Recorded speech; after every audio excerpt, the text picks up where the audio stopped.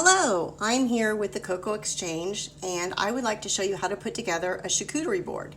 These are wonderful for entertaining, but even if you cannot get out and entertain, it's a beautiful board that you can put together just for your family to use for game night or just for hanging out for movie night. So let me show you how to get started. First of all, we're starting with our Pure Dark cutting board. This is available through the Cocoa Exchange, and you can check with your curator on how to purchase this item. I've also started with our Pure Dark slab. This is a 1-inch slab, and it comes in a box. And this slab is all pure dark chocolate at 64% cocoa, and it's got a little bit of a spicy flavor to it. It's our Aztec slab. So it's got that little bit of a cinnamon taste to it as well. So it's a delicious board. You'll also want to get the pick, and is what you do with the pick is you're just going to give this a little rocking motion, and that will break off the pieces of additional chocolate. So we're going to start with the chocolate. The next thing that we're going to add is prosciutto. So as what I've done with the prosciutto, it comes packaged. I'm just going to wrap it, and I'm going to add a lot of texture. This one I'm just going to add right over to the side, so they almost look like little flower blossoms. It's just a matter of wrapping it and setting it down. The one thing that you want to know about your charcuterie board is it's going to have a lot of texture and a lot of color and a lot of different shapes. The other thing about your board is that you want it to be completely full. You don't want to see this board when we're finished. I love this meat because it's so delicate and it's fun to work with. So there we go, right down the side. The next thing that I'm going to add is ham. And what I've done is I'm going to take my ham, and I've just taken a slice of ham, cut it in half, and folded it, and then laid it into little triangles. Again, this is just all finger food, so you're just grabbing and going. The next thing that we want to do is cheese.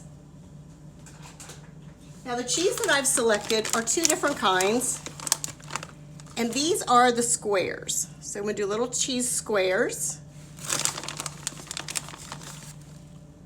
because again, we're looking for lots of texture. And I'm going to use slices. So let's just add those slices right there and fan those out. Now let's go ahead and add some crackers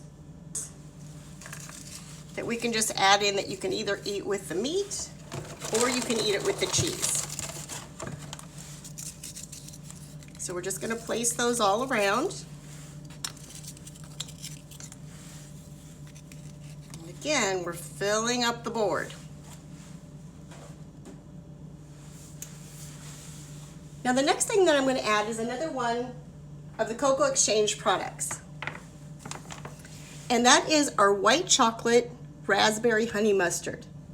This is a wonderful flavor of the white chocolate added in with the raspberry and that wonderful honey flavor. I'm going to actually add that to a small bowl and place that right into the board. And then I'm going to add pretzels. I found these fun little flat pretzels at the grocery store, and I thought those would look a little bit different than the other crackers that I have. So I thought those would be really fun. You want to keep it interesting.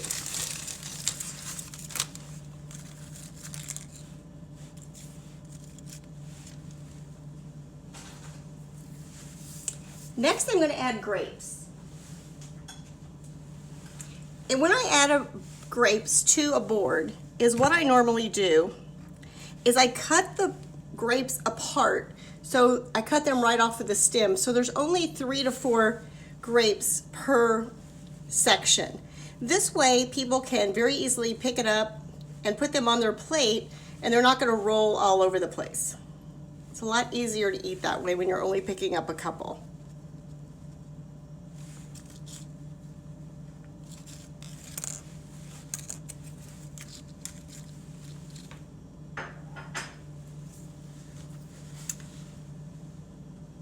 Now, charcuterie boards are also made up of lots of different things. So I'm adding a little small bowl of olives, and I'll just add that right over here to the side. You can also use fruit that is dried, which is another option.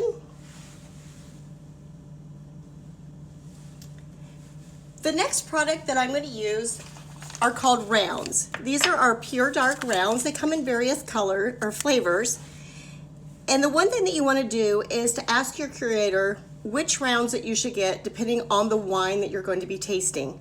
So each of our wines, each of our chocolates complements a different wine. So I'm going to actually use two different ones. I'm going to use our warm spice. So we're adding a little bit more chocolate with variety. And I'm going to add in some espresso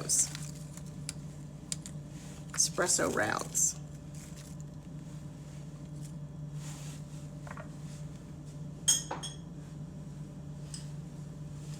Another product that I'm going to add from the Cocoa Exchange is our Pure Dark cashews and nibs. These are wonderful. As you can see, these are my hands so you can see, they're caramelized, and then they have the small chocolate nibs are on there. So they're roasted right on there. Now, I'm not going to do anything fancy with this.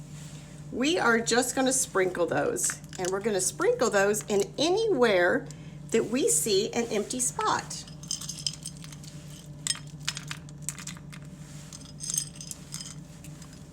Back over here.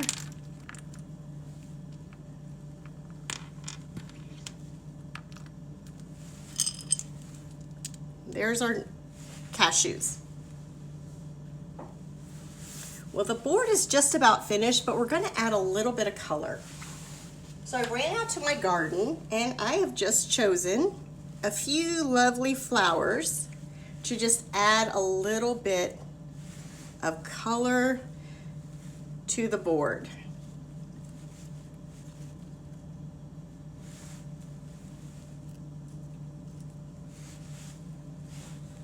And as you can see, we've covered up almost every square inch of this board.